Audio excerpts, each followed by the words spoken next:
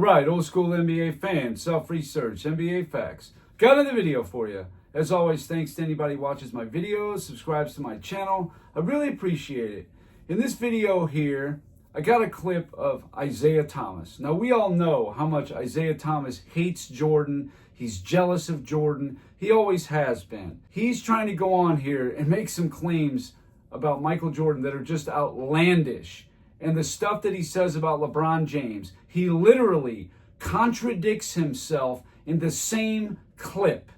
I'll let you hear it. I'll come back and react. Here you go. Who got swept? LeBron has gotten swept before. Let me get to that, okay? So Michael Jordan in the 80s, right? He never won. And he never beat Larry Bird. He never beat Magic and Kareem. I beat Magic and Kareem. And I beat Larry Bird and his Celtics. Michael Jordan never beat those teams. The way y'all try to tell the story is that he came through Boston. He came through LA. Now, he beat the Detroit Pistons at the end. It wasn't like y'all were a has-been. Y'all were in the conference finals. I am not dismissing that. I am saying they beat us and he beat us and they swept us. What I remember in the 80s, it was Philadelphia with Dr. J, Magic, Kareem, Bert, Michael Jordan. He was a non-factor in the 80s in terms of his basketball team. The best year that he had was he was the MVP of the league and the Defensive Player of the Year. I believe that was in 88. Yes. We beat them 4-1. They won one game. In 10 of those finals that he's been to, I think maybe his team was favored maybe 6 times. I don't think LeBron James went to the finals and got upset. Maybe he only got upset once. Now, you heard all of what Isiah said. Now, personally, I think this was just a moment for him to brag. Oh, I beat 42-year-old Kareem and a hobbled Magic Johnson who played half the series. Okay, that's part of it. But the other part of it is, oh, Michael Jordan was a non-factor in the 80s. All this stuff. Well, I got news for you, Isiah Thomas. All the stuff you said, too. Oh, LeBron James, I don't think he was actually the favorite. He didn't get upset in all those finals. Michael Jordan never got upset ever in the 80s or the 90s. And he beat some really good teams in the 80s. No credit whatsoever. He acts like Michael Jordan had a comparable team to Boston or the Lakers. What a joke. We're going to start right here with this. This dude really rubs me the wrong way. The hatred and jealousy that this guy has had for the last 40 years is just unbelievable. I don't know how I never saw this clip. Here we go. So he's making a big deal about Michael Jordan. Oh, Jordan's team, they were a non-factor. They couldn't do anything in the 80s. In the first round in 1985, they played the Milwaukee Bucks. They were 59-23, the number 2 seed. The Bulls were the 7 seed at 38-44.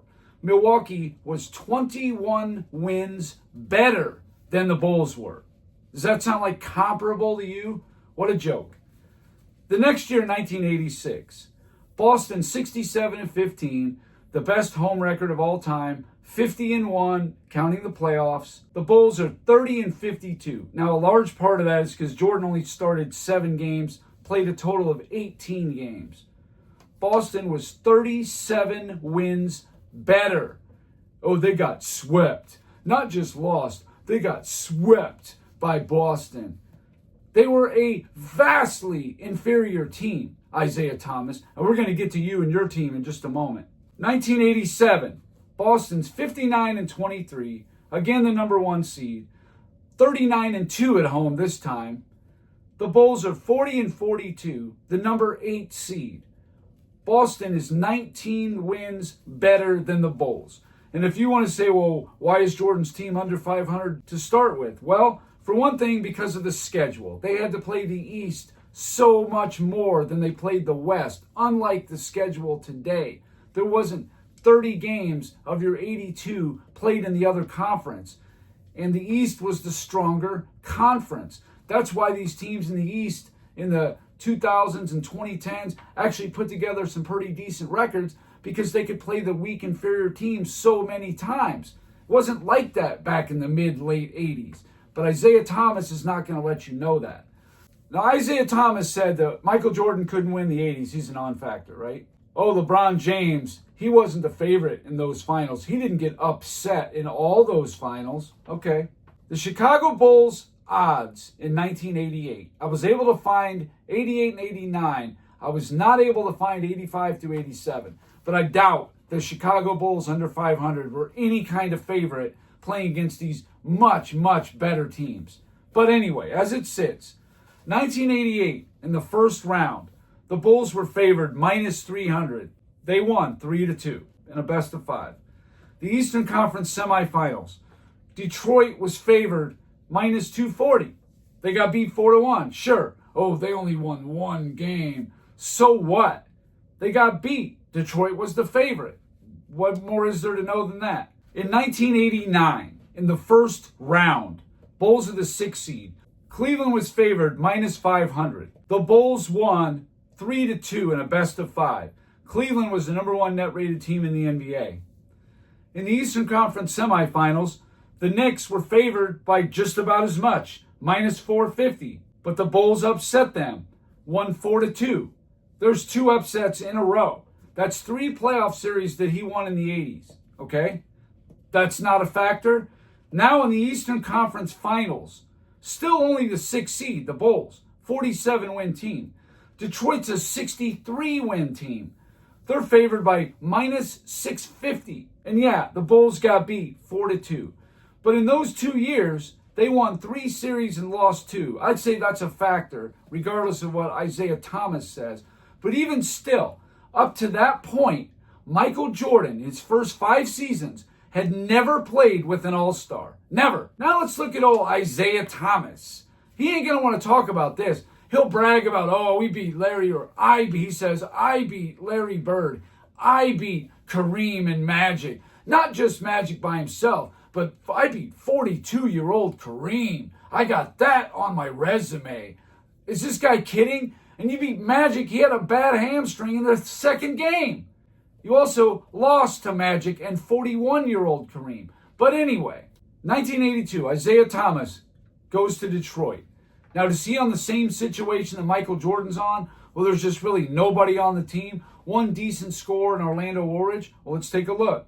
Kelly Tripucka, who is also a rookie, finished ahead of Isiah Thomas in Rookie of the Year on the same team, meaning Isiah wasn't even the best rookie on his team in 1982. Kelly Tripucka averaged 21.6 points per game, was an all-star. He also had a guy named John Long averaging 21.9 points a game. That's pretty close to what Orlando Woolridge was. But he also had Bill Laimbeer averaging a double-double, 12.8 points, 11.3 rebounds per game. The record, 39-43. They missed the playoffs. The next year, 1983, Kelly Tripucka is still there. He didn't make All-Star, but this dude averaged 26.5 points per game. How'd you like to have that as a teammate? 37.8% from three-point range, which is good in the 80s because they weren't shooting a lot back then. Bill Laimbeer giving you 13.6 points, 12.1 rebounds, all-star, and he also had Vinnie Johnson chipping in 15.8 points per game. That's a pretty nice little nucleus right there. 37-45 record, missed the playoffs. How about 1984? They were 49-33. They lost in the first round, got upset by the Knicks. A mild upset. The Knicks were the 5, Detroit was the 4. But Detroit had home court advantage. They got beat. And on that team, Kelly Tripucka averaging 21.3 points per game, all-star. Bill Laimbeer, 17.3 points per game, 12.2 rebounds per game, all-star. So there you go. 2 all-stars in the 1984 team. He's already played with 4 all-stars in his first 3 seasons. Michael Jordan never played with one in the 80s. Never. 0. And also in 1984, Detroit was the 6th net-rated team in the NBA, the number 1 offense in the NBA, and you're getting beat in the first round. What a joke. I don't want to hear it, Isiah. 1985. Again, Kelly Tripucka giving you 19.1 points per game. That's pretty good. Bill Laimbeer, 17.5 points per game, 12.4 rebounds per game, all-star, 46-36 record. Finally, in year 4, they win a playoff series. They beat New Jersey 3-0. Then they got beat in the conference semifinals by Boston 4-2. They were the 6th net-rated team. Okay? That's twice in a row. They were the 6th net-rated team. 1986, Kelly Tripucka still giving you 20 points per game. Bill Laimbeer, 16.6 points per game, 13.1 rebounds per game, which led the NBA in rebounds. 46-36 record again. They lost in the first round to Atlanta 3-1. They're the 8th net-rated team. So far in Isiah's first 5 seasons, he won 1 playoff series, and he played with a total of 5 All-Stars. Then we get to 1987. There's been a little bit of a shakeup on the team. They now have Adrian Dantley on the team. Joe Dumars is in his 2nd season. They have rookie Dennis Rodman. They have rookie John Sally on their team. Rick Mahorn came in, I think, the year before in 86. So he's got all the nucleus of the teams that won the championships. Now you have all these players that you start winning with. You couldn't win when it was Kelly Tripucka, John Long, Bill Laimbeer, and Vinnie Johnson, which was a nice little nucleus. You couldn't win anything with that. In 1987, Bill Laimbeer, 15.4 points, 11.6 rebounds per game, all-star. Adrian Dantley, over from Utah, 21.5 points per game.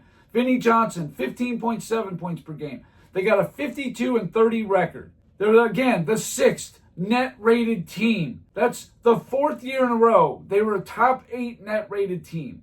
They won the first round 3-0 over Washington. They won the Eastern Conference semifinals over Atlanta 4-1. And then they lost in 7 to Boston 4-3. There you go.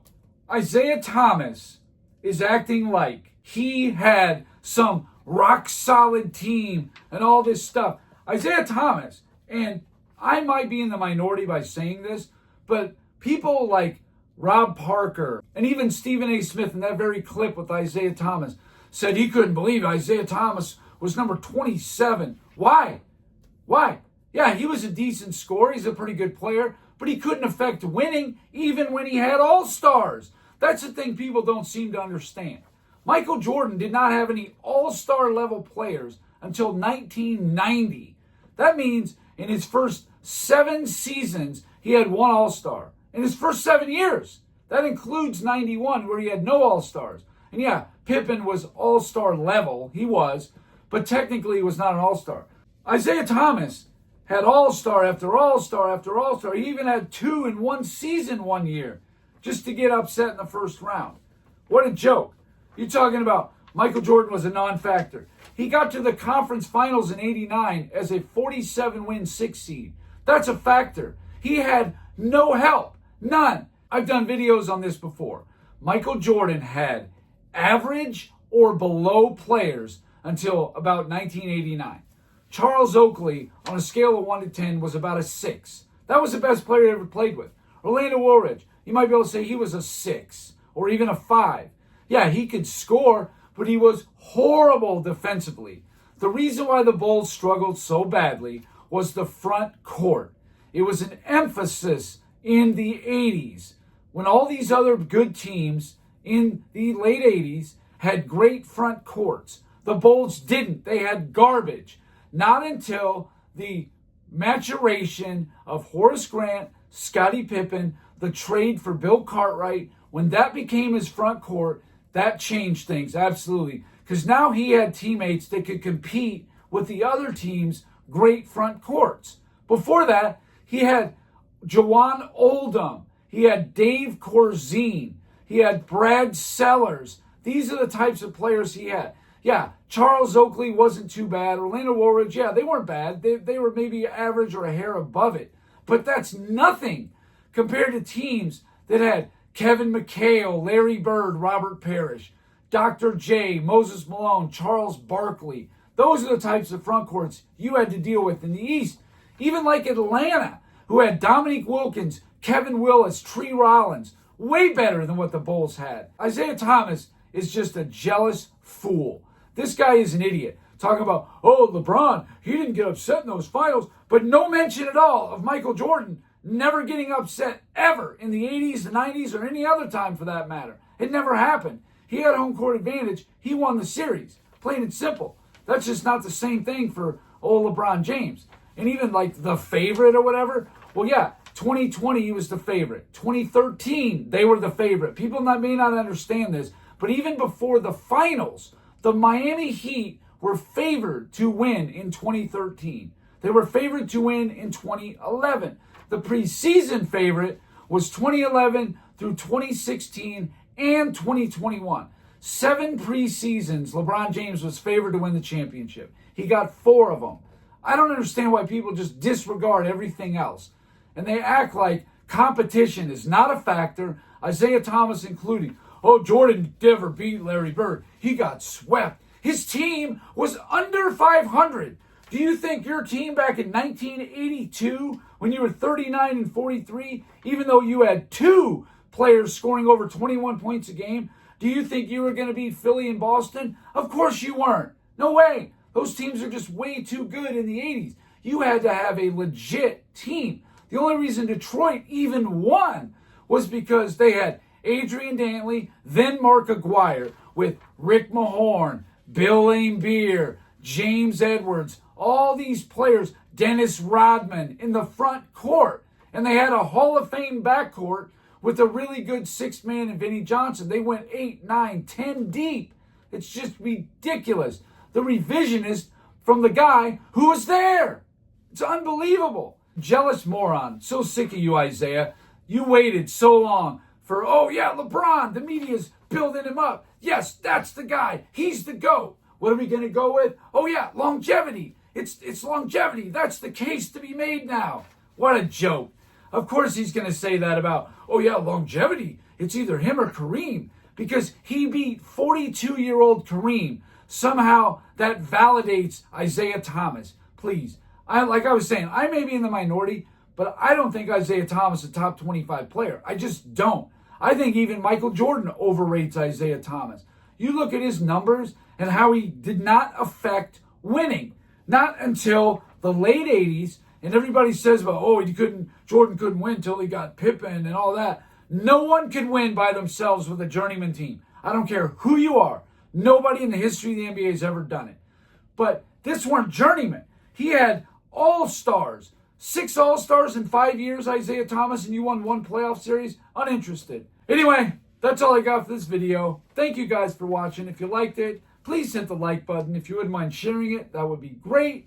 If you haven't subscribed already, please do. I give daily content, and that's it. Until next time.